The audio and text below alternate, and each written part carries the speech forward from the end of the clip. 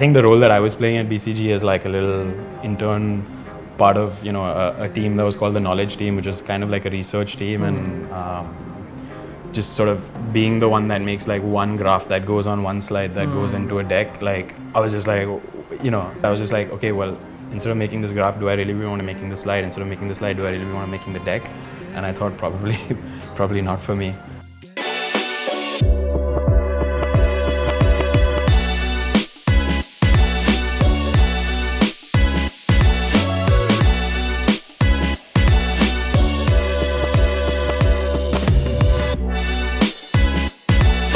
You worked with players like Deutsche and BCG. What was that experience like for you? Was it something that you were kind of getting accustomed with, or was it something that was bothering you in your life? I did the 2 internships which you mentioned, and then the third one was at a food company. I didn't love BCG and Deutsche Bank, and I'm glad that I learned over 2 months or 3 months of interning with these companies. But what happened at BCG? No, nothing in that sense. I was just like, didn't find the work to be very meaningful, and I don't mean to I think, look, I have a lot of my friends right now from HBS. They're all in the Bain, BCG, McKinsey, because that's the mecca for them, right? Yeah, and I think there's an inherent value, obviously, to consultants, and they help big businesses solve big problems and make big decisions. But I think the role that I was playing at BCG is like a little intern part of a team that was called the knowledge team, which is kind of like a research team, and just sort of being the one that makes like one graph that goes on one slide that goes into a deck. Like I was just like, obviously I wasn't getting arrogant about where I sit. Obviously I knew my place over there, but I was just like, okay, well, instead of making this graph, do I really want to making the slide? Instead of making the slide, do I really want to making the deck? And I thought probably not for me. It was good though. I mean, a lot of learning, a lot of explored a few different industries. At that time I was working on some e-commerce. BCG was pitching for some e-commerce deals from the Snap deals and the first wave of e-commerce that I started in India. So it was quite interesting to learn about that. And then randomly I was moved on to something that had to do with cement. So it was a lot of cross learning. So I think it was great. Like they have a lot of knowledge and research and insights and so on and so forth. But I didn't think that was going to be my career path. And if not consulting, you tried Deutsche as well. You thought that probably IB could be the way that you can. I was more in equity sales and trading, and frankly, I mean, my last name and my family business over the years has been stockbroking and merchant banking, investment banking, so on and so forth. So I thought that was within my blood. But again, I mean, I thought it was good again. Like I worked on a very niche project with Deutsche Bank, which was quite exciting. It was at that time the Iran regulation sort of embargo was about to be lifted, and there was going to be some sort of peace talks with the world. So Deutsche Bank was exploring, and I don't know if I can say this, it's old enough now, but at that time it was kind of like a secret project or whatever it is. Okay. But yeah, anyway, I was again a very small cog in the machine. But yeah, no, it was interesting. I mean, they had those walls, and I think they used to call them Chinese walls or whatever it is. But there was the research desk that couldn't interact with the equity sales and trading desk, but they were literally just separated by one glass wall. So there is a lot of that secrecy and or rather privacy or confidentiality culture. So yeah, I think that does create a little bit of siloed ways of working, etc. Right. But not that affected my time there. It was again a little bit more I'm a little bit more of a tangible hands and feet type of guy. I like seeing an input and an output, and figuring out how you're going to get that input and where's that output going to go, and that sort of thought process is definitely more exciting than researching balance sheets and clicking on buttons. Is that why you decided that you want to probably join your father's business as well? Because you were seeing that input and so as I mentioned, so the third internship I did was in Germany. It was with a company called Rudolf Wild. They're they make Capri Sun. So if you've ever had the pouch of fruit juices, so they make Capri Sun. And in fact, my family business was a supplier to this business. So that's how I sort of got in touch with some of the guys there. And but that was the only internship where I felt alive. I could. The information coming inside and outside of me was making the most sense, and I realized that look, the thing that I'm giving the most productive output towards is this food supply chain type of business, and Probably that's why these internships also become important, Absolutely. To figure out which space do you actually want to get into. Correct. Right? Maybe the institute wants you to get into one particular sector, and you probably will not do a great job at it because you don't like it. Yeah, 100%. I mean, yeah, it's super valuable to try your hand at multiple things, unless you know what you want, which is absolutely fine. Like you can be self-aware. I think self-awareness is the key over here, right? Like these type of experiences just build self-awareness in terms of, like as long as you're cognizant and you reflect on, hey, did I really enjoy my day making spreadsheets for an equity trade, or did I enjoy my day making a graph for a deck, or did I enjoy my day, just learning about how we can improve the supplier's productivity and, communication on sustainability. So those type of things. You could tell me better if you had this figured out already, like this experience was already there, you knew how to kind of scale up a particular business because you had a family business also, you could have decided to scale this business up itself because you were doing fantastically, as you just said, but you decided otherwise. You wanted to go back and study. What prompted this decision, and why did you not stay back in India and study? Because you said that you wanted to work here, that's why you probably came back and started working here. What changed? So I felt my own lacks and maybe frustrations also in the family business. Like I wanted to become more of a decision maker. I wanted to have more of a seat at the table, that sort of thought process. And that's why the thoughts of, maybe an MBA, maybe business school, maybe, a master's of some sort would allow me to get, very specific skill sets in terms of how I balance myself as an individual. A lot of my work was traveling for 3 hours to this place and that place, and all of that went away. So like I did, gain a lot of time during COVID, and that's when I did the GMAT and decided to apply. Frankly, I only applied to 2 schools. So to the point that you were making, it was like, okay, this is my opportunity cost is quite high. I was enjoying what I was doing, so on and so forth. But it was just like, okay, these are like 2 dream opportunities, probably the only time that I can do this. With HBS, there's a lot of Indians over there. Like second after the US would be Indians, and Indians from India and then Indian origin. What is the number now? Do you have a... So in my class was special because it was the post-COVID. So they had scaled down on COVID batches. So typically there's 900 students in an HBS class. I think for the class of 22 and the class of 21, they had scaled that down to 700 or so.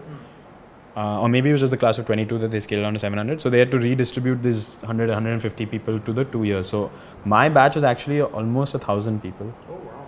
So it should have been 900. It became close to 1,000. And within that 1,000, I would say Indian passport holders from India who have had experiences in India or maybe elsewhere, but definitely Indian nationality, I would say it was probably 40, 50, which is fairly large. Yeah.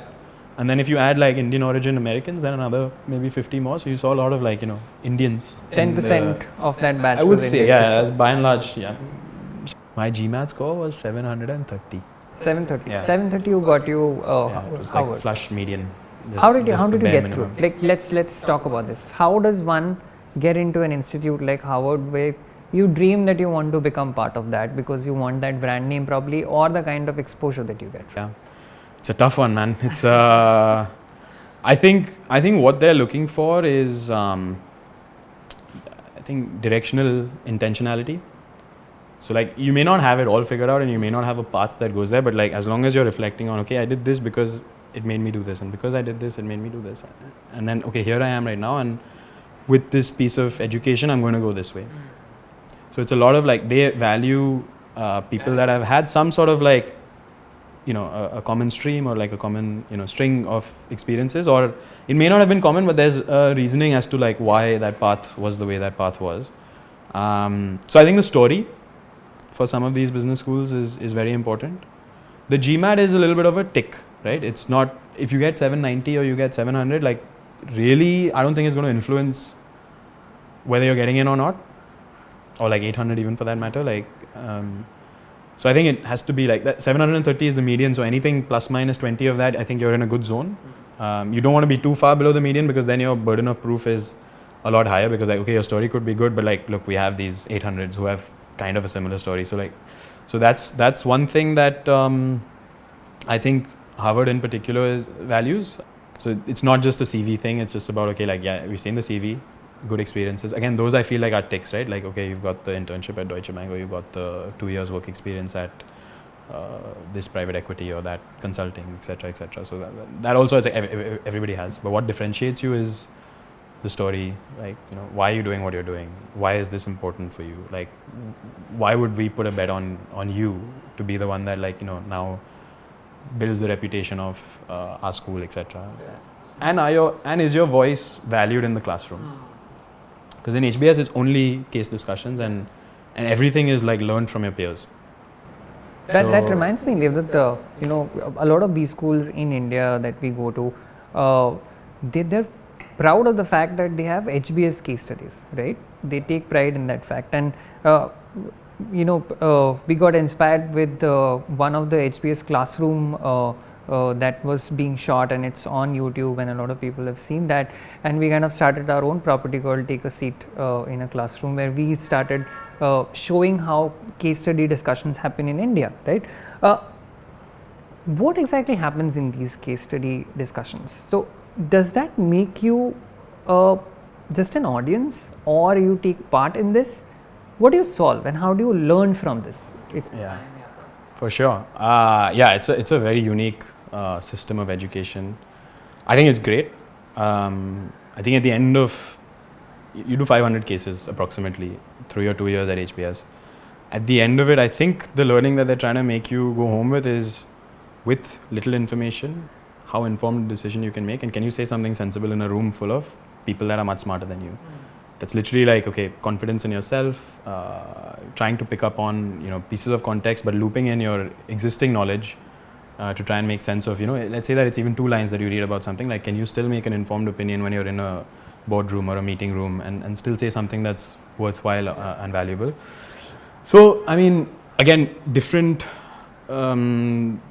topics or different discourses are taught differently, but in HBS it's all a case study method. So I think, for example, I would critique or I would give feedback that, like, things like accounting is probably not best done through a case method.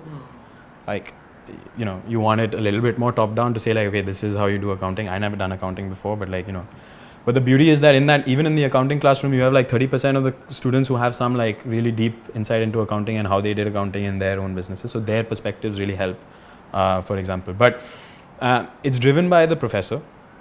So what happens is everybody gets the case. You're supposed to read the case. You know, it's 20 pages, 30 pages, depending on what topic it is. So everybody reads that case. The professor does a really good job at contextualizing the case by sourcing opinions. So the professors barely speak. It's almost like, hey, you read the case, like, what did you learn, or what did you read? So everybody will first lay out the context. Then there's a specific prompt or a problem that they pre-send you, which is going to be the core topic of this you know, the discussion. It could be a decision. More often than not, it's a decision. So you put your mind in the head of an entrepreneur or a manager or a leader or whatever, and you have a node, right? Should I go option A? Should I go option B? Context is similar for both. They'll give you some sort of insight or math that, you know, okay, like, let me do some modeling, whether it should be A or B, and so on and so forth. So I think that's the core crux of it. So it forces you to put yourself in the mind of, what would you do? And it could be from various perspectives, right? It could be financial, it could be economic, it could be ethics, it could be, you know, accountability. It could be so many things that, like, you think, oh, wait, if I was in the mind of that entrepreneur that I read about, like, what would I have taken? And at that time, I said something. So A, I want to be consistent with it. I don't want to be a hypocritical. Or somebody else told me something that made me think, oh, this was not the way that I should have been thinking about it. You know, and then your opinion therefore changes. What HBS does really well is, okay, so they first segment you in sections, but then you have like all these random trips, right? So for example, you have this thing called field, which is groups of 6 or 7 that go to a city, you know, in the US. At the time for us, it was in the US because of COVID and so on and so forth, but internationally otherwise. So you go to Argentina, Peru, this, that, and then you go and work with a business in Peru, you go and work with a business in Argentina and Brazil. But what they do really well is they slice and dice and shuffle you up very well, right? So over the course of the 2 years, even though your section's only 90 people, all of these like random opportunities, and I'd say there's like 10, 15, 20 where they like make you do small group things and this and that, like it gets you in close contact with, I'd say, at least 300 or 400 of that class of 1,000. From the summer onwards is where I became a lot more in the entrepreneurship startup sort of ecosystem within Harvard, and I can speak to that as well, because that's when then I started activating things outside of the classroom. And honestly, I stopped indexing on the classroom at all, because I was like, okay, this is definitely more important, because this is now, you know, where I want to be. And we just applied for one, and on a business plan, right? Like on a written business plan, like we had actually no on ground traction or no like partnerships or nothing, just ideas. But wrote it down, and somehow one of these early stage competition guys gave us like $25,000 or something like that, and we were like, okay. We had to set up an entity to get that check because we didn't even have this and we didn't think that we were going to win or whatever. But anyway, that was the first step on, okay, somebody believed in this idea, like let's explore this further. Great. So that was the genesis.